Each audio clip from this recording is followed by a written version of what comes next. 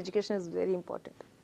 మీరు చెప్తున్నట్లుగా మీ మాటల్లో వింటుంటే చాలా గొప్ప ఆశయాలతోటి ఒక కమ్మింగ్ అప్ జనరేషన్కి ఒక సూపర్బ్ ఎడ్యుకేషన్ డిజైన్ చేసి వాళ్ళ ముందుంచి రాబోయే మన పిల్లలు పౌరులుగా బెస్ట్ పౌరులుగా తెలపాలి. మన ఇండియన్ సిటిజన్స్, ఇండియన్ పిల్లలు ఏ విధంగా స్టడీస్ ఉన్నాయో వాళ్ళకి ఇంకా మంచి ఎడ్యుకేషన్ ఇవ్వాలని అనుకుంటున్నారు.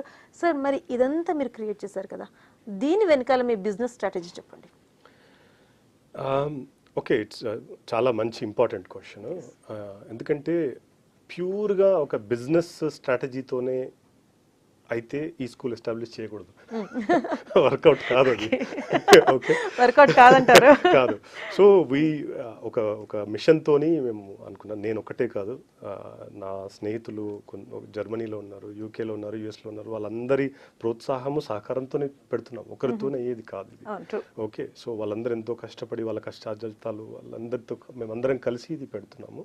Of course I'm founder chairman, but చాలా మంది దీంట్లో సహకారము అవన్నీ ఉన్నాయి. ఓకే, సో బిజినెస్ స్ట్రాటజీ అంటే ఒకటి first mission, first business strategy ఏంటంటే ఇంత మంచి స్కూల్ మనం పెట్టినప్పుడు ఒక 30 years వరకు 30, 40, 50 years వరకు ఆలోచించాం. మేము పోయిన తర్వాత కూడా ఈ స్కూల్ అనేది ఒక ఐకానిక్ స్కూల్ లాగా ఉండిపోవాలి. ఒక 30 సంవత్సరాలలో ఈ పర్టికులర్ స్కూల్ నుంచి పాత్ బ్రేకర్స్, పైనీర్స్ రావాలని అన్నాం కదా, అదే మా స్ట్రాటజీ.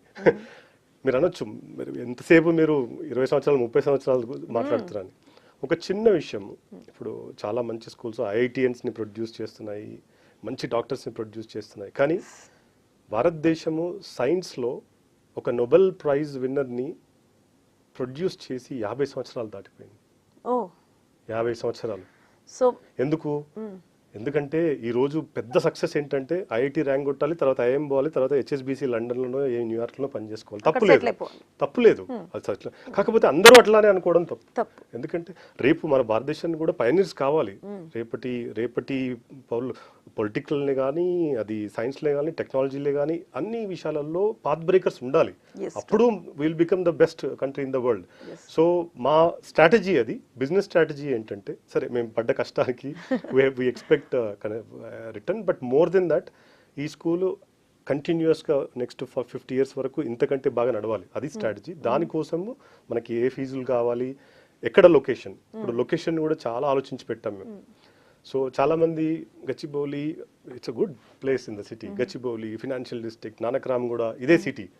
ఓకే, కానీ చాలా సైడ్, ఇప్పుడు సౌత్ సైడ్ తీసుకోండి శ్రీశైలం హైవే, మళ్ళీ ఈస్ట్ సైడ్ తీసుకోండి విజయవాడ హైవే, ఒక టాప్ ఎండ్ ఒక గొప్ప స్కూల్స్ లేవు అక్కడ.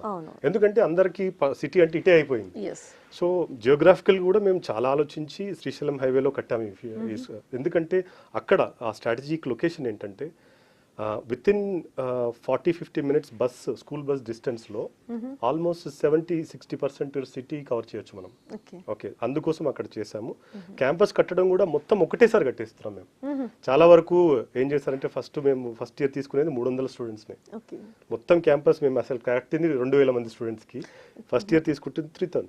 2000 మందికి ఇప్పుడే ఎందుకు కట్టారంటే, ఫస్ట్ స్టూడెంట్, మొదటి విద్యార్థి ఎవరైతే మా క్యాంపస్లోకి వస్తారో ఈ సంవత్సరం అన్ని ఫెసిలిటీస్ వాళ్ళకు ఉండాలి. 3వ సంవత్సరం తర్వాత ఇప్పుడు ప్లానిటోరియం కడుతున్నాము, ఒక స్కై అబ్జర్వేటరీ కడుతున్నాము మా స్కూల్లో. అది ఎప్పుడు 4 సంవత్సరాల తర్వాత కట్టామనుకోండి, అప్పటి లోపల 8వ తరగతి జనాలు అప్పటికి స్కూల్ వదిలి వెళ్ళిపోతారు. అప్పుడు అది స్కై అబ్జర్వేటరీ ఓపెన్ అయితే వాళ్ళు బాధపడతారు, నేను ఏమి చేయలేదు, ఇక్కడ చూడలేదు, ఏం చేయలేదు. సో అందుకని complete campus we are building in first phase itself. So that ఎవరైనా సరే ఫస్ట్ బ్యాచ్ స్టూడెంట్స్ కాకించి they have to get the best of everything. So that is the strategy. అద్భుతంగా ఉందండి స్ట్రాటజీ కదా. మరి ఈ స్ట్రాటజీలో మనకి